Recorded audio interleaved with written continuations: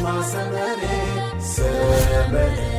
كابيزي رابيزي حيلنا للنار فلتت حبوز دستا سحاب سنيت رفتا نفصل النهار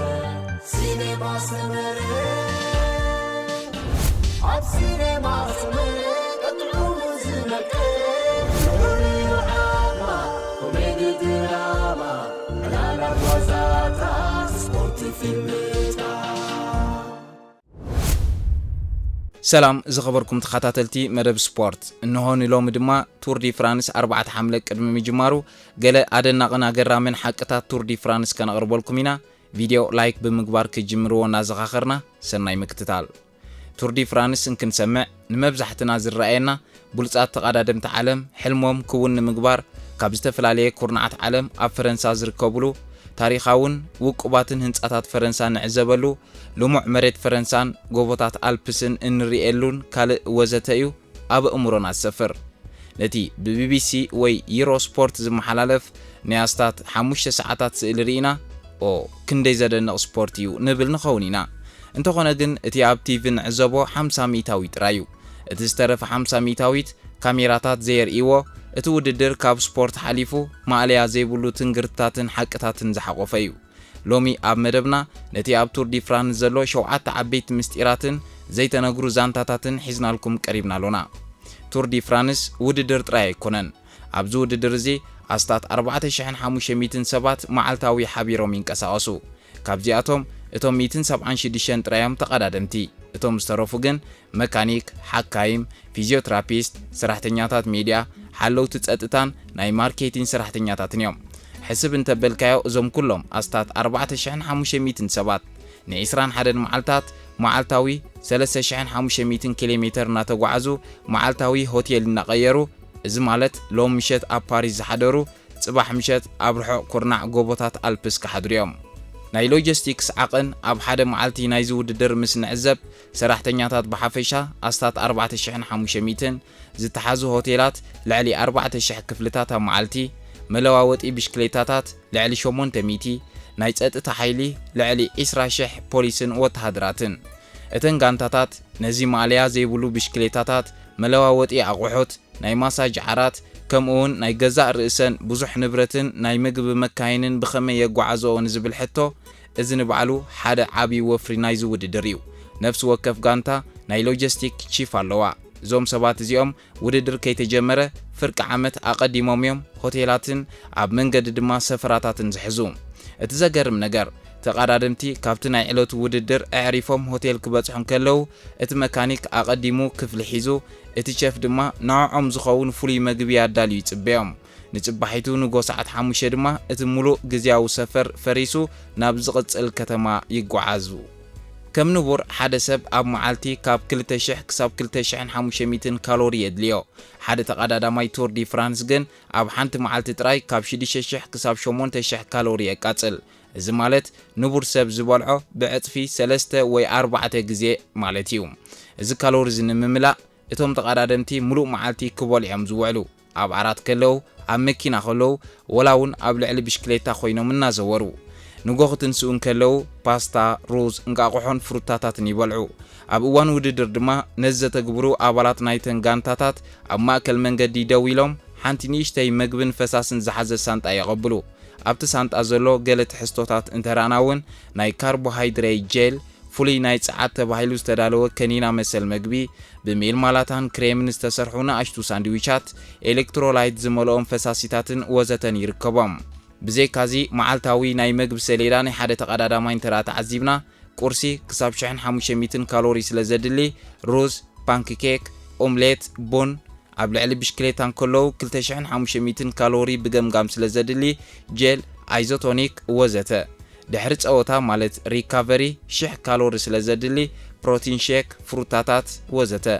ኣብ ድራር ድማ 2000 ፕላስ ካሎሪ ስለ ዘድሊ ከም ስጋ ዓሳ ድንሽ ተደራራቢ ካርቦሃይድሬት ይወስዱ እንተኾነ ግን እዚ ሁሉ መግቢ እናበልዑ ክንሶም ኣብ ውሽጢ 21 መዓልታት ሰብነቶም ከንቆልቁል ኢና ንዕዘብ ስብሒ ኣካላቶም ናብ 4 ወይ 5 ሚታዊት ይወርድ እዚ ማለት ዳርጋ ኣብ ኣካላቶም ስብሒ ዝበሃል ኣይተርፍን እቶም ናይ እግሪ ጨዋዳታቶም ማለት ኳድሪሴፕስ ዝበሃሉ ካብ መጠን ንላዕሊ ዓብዮም እቲ ቆርበት ድማ ኣዝዩ ስለ ዝረቀቕ ኩሉ ሰራውር ደሞም ብንጹር ክረአ ንዕዘብ እዚ ንባዕሉ ስፖርት ቅድድም ብሽክሌታ ክሳብ ክንደይ ሓያል ምዃኑ ዘርኢ መርትዖ እዩ ኣብ ውድድር ቅድድም ብሽክሌታ ዓለም ለኻዊ ማሕበር UCI ዘውፅኦም ወግዓውያን ሕግታት ኣለዉ ግን ከዓ ካብዚኦም ንላዕሊ ኣብ ውሽጢ እቲ ፔሌቶን ማለት እቲ ንዝበዝሑ ተቐዳደምቲ ዝሓቁፍ ጉጅለ ኣብ ግዜ ውድድር ክብሪ ዘለዎም ብሕጊ ዘይተነጸሩ ግን ከዓ ኩሉ ተቐዳዳማይ ዘኽብሮም ስነ ምግባራዊ ሕግታት ኣለዉ እዚኦም ዘይተጻሕፉ ሕግታት ወይ ድማ ዘ አንሪትን ሩልስ ተባሂሎም ይፍለጡ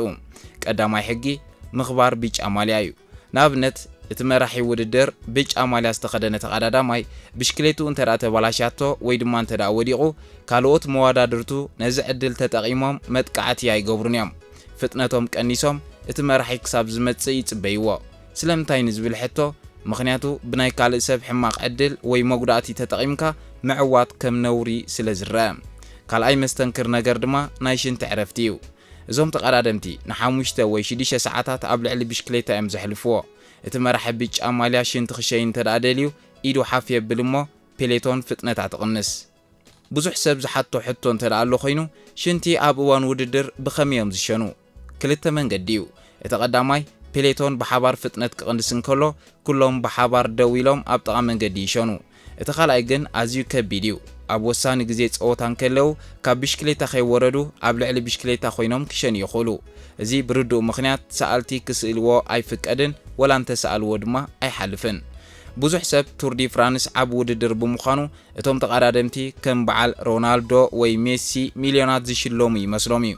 በአንጻሩ ግን እቲ ናይ ገንዘብ ሽልማት ምስ ካልኦት ስፖርት ክወዳደር እንከሎ ኣዝዩ ውሑድ እዩ ንኣብነት ሓደ ተዓዋቲ ቱር ዲ ፍራንስ ኣብ ጀነራል ክላሲፊኬሽን ዊነር ወይ ተዓዋቲ እንተደኣ ኮይኑ ዝረኽቦ ናይ ገንዘብ ሽልማት ኣስታት 500,000 ዩሮ ወይ ድማ 540,000 ዶላር ጥራይ እዩ ኣብዚ ናይ 3 ሰሙናት ናይ ሞትን ህይወትን ቅልስ ሓደ ናይ ፕሪምየር ሊግ ተጻዋታይ ኣብ ሓደ ሰሙን ዝረኽቦ መሃያ እዩ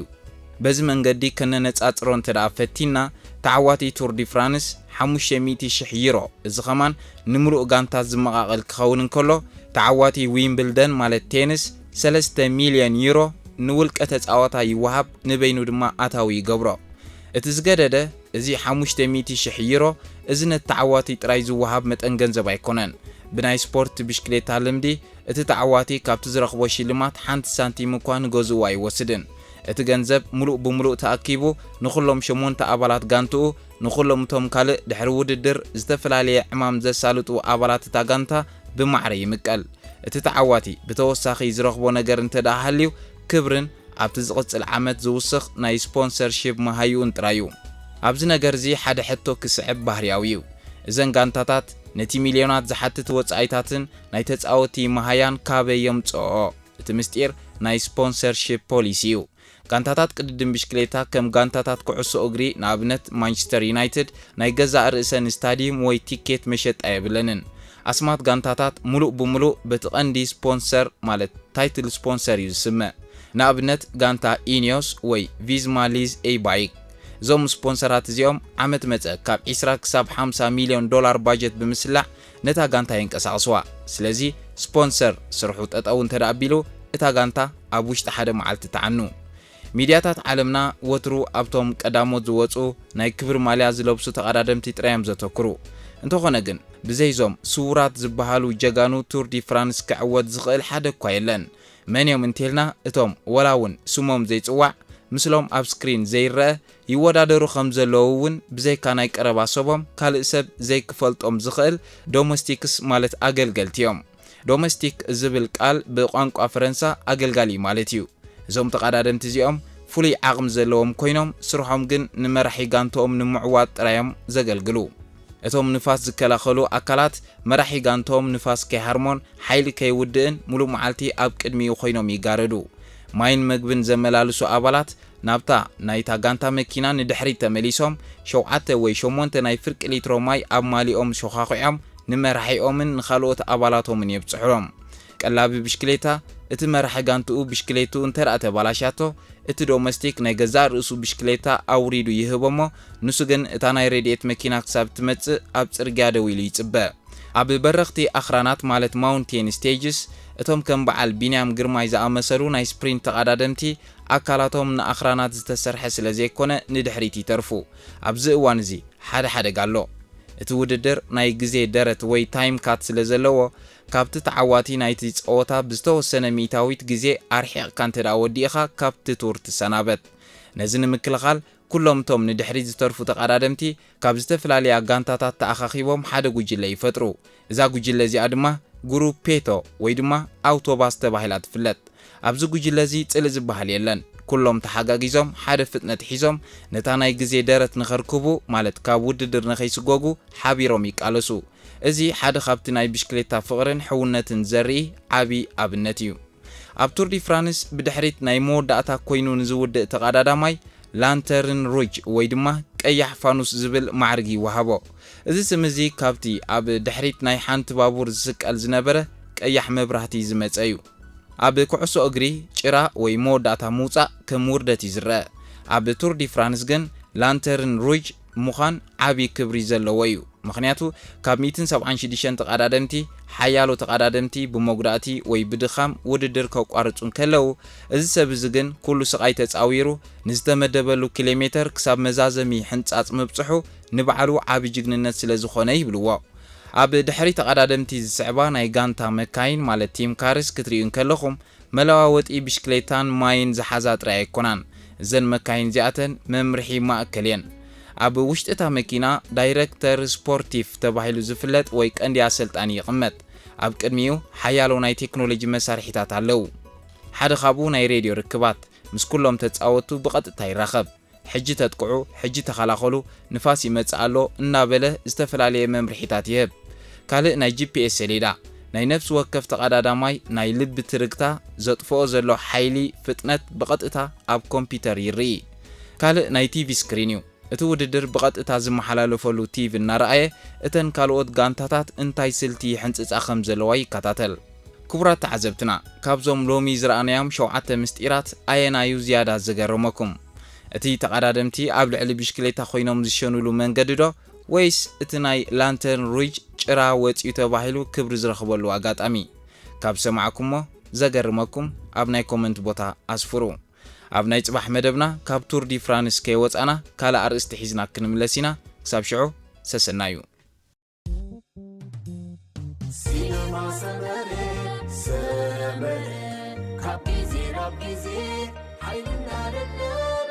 ፍልጠት ሓጎስ ደስታ ሰሓቕ ስኒት ሩፍታ መኽሰብ እናሃበ ሲኔማ ሰመሬ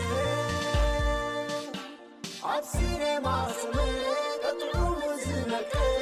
ልዑልዩ ዓማ ኮሜዲ ድራማ ዕላላት ዋዛታት ስፖርት ፊልም